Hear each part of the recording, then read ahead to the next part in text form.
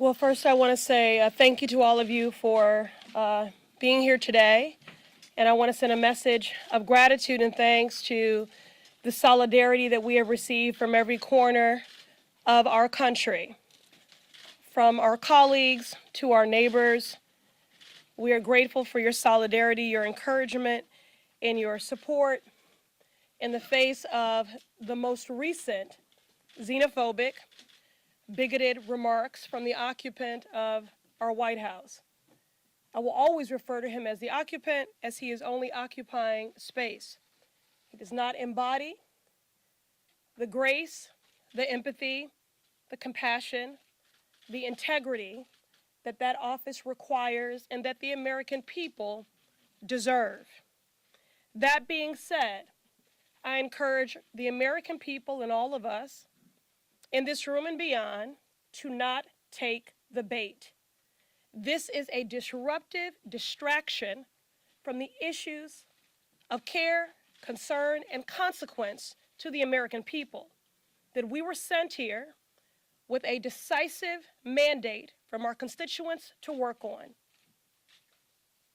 Everything from reducing the cost of prescription drugs, to addressing our affordable housing crisis, to ensuring that the American people have more than health insurance, but health care.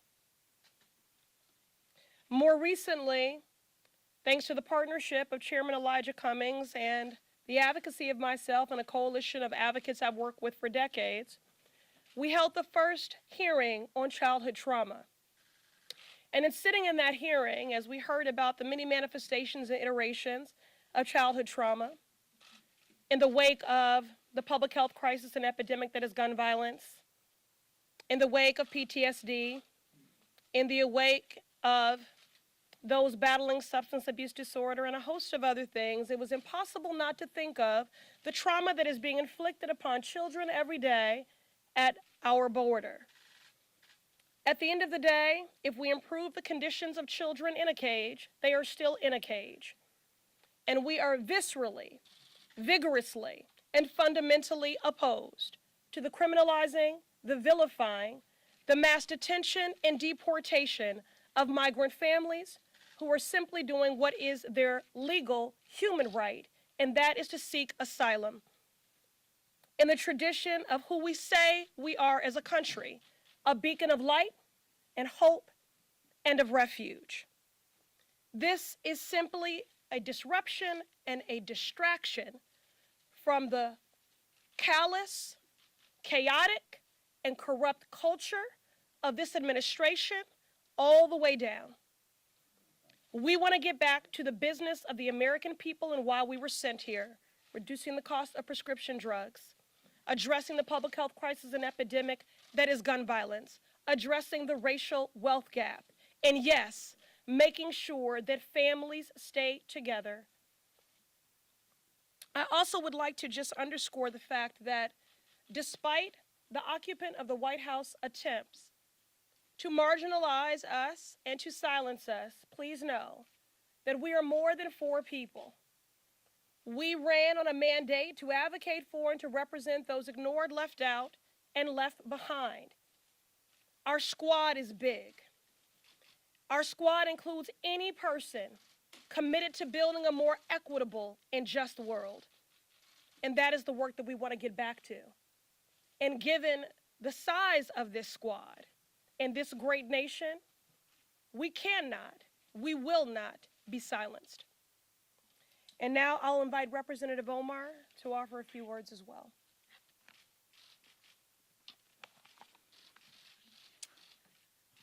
Thank you, Congresswoman Ayanna Pressley. This country was founded on the radical idea that we are created equal and endowed by our Creator with inalienable rights. And yes, we have a long way before we fully live up to those values. It is for this reason precisely that we have to take action when a president is openly violating the oath he took to the Constitution of the United States and the core values we aspire to. As Martin Luther King said, all we say to America is, Be true to what you say on paper. I believe this is a pivotal moment in our country. The eyes of history is watching us. Right now, the president is carrying out mass deportation raids across this country in each one of our districts. Right now, the president is committing human rights abuses at the border, keeping children in cages, and having human beings drinking out of toilets. This president, who has been credibly accused of committing multiple crimes, including colluding with foreign government to interfere with our election. This is a president who has overseen the most corrupt administration in our history and pursued an agenda to allow millions of Americans to die from a lack of health care while he transfers millions of dollars in tax cuts to corporations. This is a president who has said, grab women by the pussy. This is a president who's called black athletes sons of bitches. This is a president who has called black people who come from black and brown countries shitholes. This is a president who has equated neo-Nazis with those who protest against them in Charlottesville. This is a president who has openly violated the very value our country aspires to uphold: equality under the law, religious liberty, equal protection, and protection from persecution. And to distract from that, he's launching a blatantly racist attack on 4 duly elected members of the United States House of Representatives, all of whom are women of color. This is the agenda of white nationalists. Whether it is happening in chat rooms or it's happening on national TV, and now it's reached the White House garden. He would love nothing more than to divide our country based on race, religion, gender, orientation, or immigration status.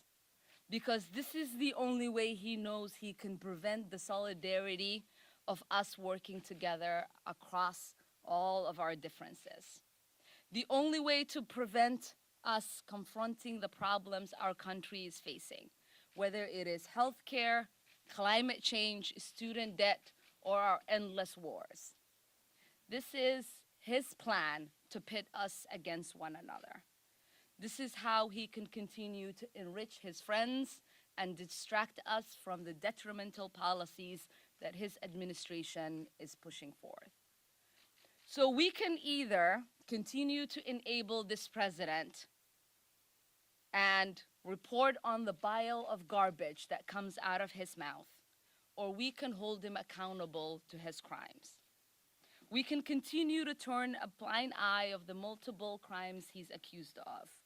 We can stand while he violates people's basic human rights and the responsibility that his administration has for the deaths of children on our border, or we can take action. I have not made impeachment central to my election or my tenure, but since the day that I'd gotten elected, I'd said to people, it is not if he will be impeached, but when.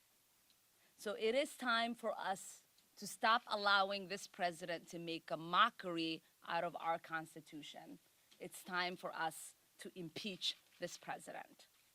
So now we're going to have Congresswoman Alexandria Ocasio-Cortez.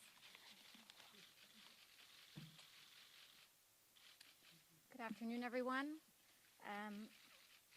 I'll try to keep things as brief, I guess, as I can, but who knows when I get on a roll, right? When I was a little girl, my father took me to the reflecting pool here. We were on a road trip from New York to Florida to visit family. And I've told this story before, but it was my first time ever visiting Washington, D.C. And it was my only time visiting Washington, D.C. for years, if not decades. And he rested me on the side of the reflecting pool and had my toes dip in the water. And he had me look at the Washington Monument, had me look at the Capitol, had me look at the entirety of the capital of our great country. And he looked at everything and he pointed to all of it and he said, "This belongs to all of us. This belongs to you and it belongs to me." And so the first note that I want to tell children across this country is that no matter what the president says, this country belongs to you. And it belongs to everyone. And today, that very notion was challenged. This weekend, that very notion was challenged. So I am not surprised when the president says that 4 sitting members of Congress should, quote, go back to their own country when he has authorized raids without warrants on thousands of families across this country. I am not surprised that he uses the rhetoric that he does when he violates international human rights and takes thousands of children away from their families. I am not surprised that he has turned our public education system under the leadership of Betsy DeVos into a cash cow to enrich himself and his friends. I am not surprised when he corrupts via the Secretary of Transportation. I am not surprised at what he's doing. But I also know that we're focused on making it better, because we don't leave the things that we love. And when we love this country, what that means is that we propose the solutions to fix it. We love all people in this country, and that's why we believe health care is a human right. We love all children in this country, and because we do, that's why we fight for education for all children through college. And so we'll stay focused on our agenda, and we won't get caught slipping, because all of this is a distraction. It's a distraction from what's most important and from our core values as American citizens. And with that, I'll hand it over to Rashida Tlaib. Thank you. Thank you so much. Thank you to my sisters in service. Thank you all so much for being here. As we all know, the recent tweets and words from the president are simply a continuation of his racist and xenophobic playbook. We cannot allow these hateful actions by the president to distract us from the critical work to hold this administration accountable to the inhumane conditions at the border that is separating children from their loved ones and caging them up in illegal, horrific conditions. I represent the 3rd poorest congressional district in this country, one that is made up of working people who have been targeted by this administration, and their actions and words are hurting them today. I was elected to fight for them, fight for the 13th congressional district. They sent me here to Congress to fight back against the corporate assault and the corruption in our country. This means supporting an impeachment inquiry of this president and his actions by the administration and his appointees. Sadly, this is not the first, nor will it be the last time we hear disgusting, bigoted language from the president. We know this is who he is, and we know that he and his administration are constantly engaged in actions that harm residents and American people in our country. Many members of Congress have called for his impeachment because of his utter disregard and disrespect of the United States Constitution. And despite this and other many attempts to distract us, I remain focused. We remain focused on holding him accountable to the laws of this land and accountable to the American people. I urge House leadership, many of my colleagues, to take action to impeach this lawless president today. And now we'll take 2 or 3 questions. Mary, we'll go first. The president today said that many people agree with him and support these comments. I'm wondering if you can speak directly to those supporters of the president and explain why these comments are so harmful and hurtful. And on a personal note, if you can discuss the consequences and impact a bit of these comments. Have you had to up your security? Are you receiving increased threats?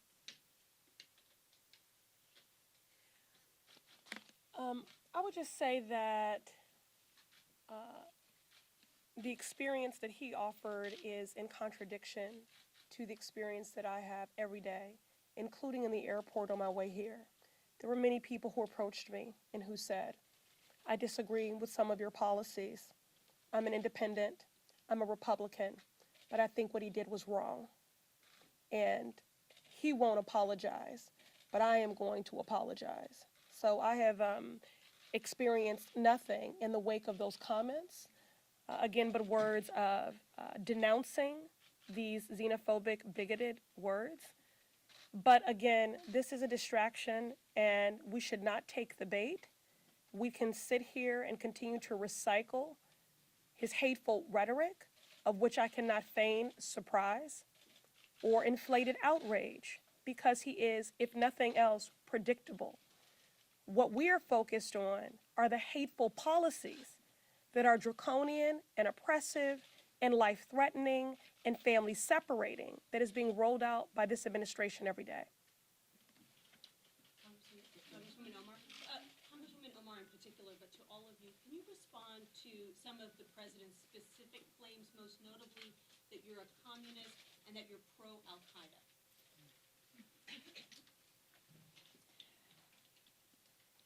You might have noticed how when he said, go back to where you came from, there was an uproar through all of our communities, because every single person who's brown and black at some point in their life in this country heard that. Now, when he made the comment, I know that every single Muslim who has lived in this country and across the world has heard that comment. And so I will not dignify it with an answer, because I know that every single Islamophobe, every single person who is hateful, who is driven by an ideology of othering, as this president is, rejoices in us responding to that and us defending ourselves. I do not expect every time there is a white supremacist who attacks, or there is a white man who kills in a school or in a movie theater or in a mosque or in a synagogue, I don't expect my white community members to respond on whether they love that person or not. And so I think it is beyond time, it's beyond time to ask Muslims to condemn terrorists. We are no longer going to allow the dignification of such ridiculous statement. Some of you have made comments that the president took issue with that were controversial. Do you think that some of those comments made, if they were inflammatory, if they were controversial, that this situation would be different? Because he specifically directed some of those same comments back at the floor here. Could you repeat that? The president took issue with some of the comments that some of you have made on a host of issues and turned them back around at the floor. Had those comments not been made, whether they be controversial or not, or you perceive them as being controversial, do you think that would make this situation different? In other words, he wouldn't have the firepower to turn it back around. No. Oh, sorry, go ahead. I will take this, and I think Alex has a great answer for this, so I'll let her finish it. Every single statement that we make is from a place of extreme love for every single person in this country. It is part of the mandate of why we ran for office and why we got elected. Every single person wants to make sure that they have people in the halls of Congress that is fighting to make sure that they have health care, that they have an education that is suitable in the United States, that they have access to proper roads and bridges, that they have access to clean water and clean air. Every single person here in the United States knows that we are fighting every single day to create a more perfect union and to fight on their behalf. Now, when people say, if you say a negative thing about the policies in this country, you hate this country, to me, it sort of speaks to the hypocrisy, and Alex and I were talking about this. When this president ran, and until today, he talked about everything that was wrong in this country and how he was going to make it great. And so for him to condemn us and to say we are un-American for wanting to work hard to make this country be the country we all deserve to live in, it's complete hypocrisy. Absolutely. And I don't think it would have changed anything because, first of all, he made statements that were blatantly untrue. So whether he was citing comments or not citing comments, if he didn't have what he wanted to say, he would make it up. This president operates in complete bad faith. He does not operate in good faith. And so that's one thing. But second to the previous question as well, weak minds and leaders challenge loyalty to our country in order to avoid challenging and debating the policy. This president does not know how to make the argument that Americans do not deserve health care. He does not know how to defend his policies. So what he does is attack us personally. And that is what this is all about. He can't look a child in the face, and he can't look all Americans in the face and justify why this country is throwing them in cages. So instead, he tells us that I should go back to the great borough of the Bronx and make it better. And that's what I'm here to do. Thank you all so much for being here. We really do appreciate it. Thank you very much.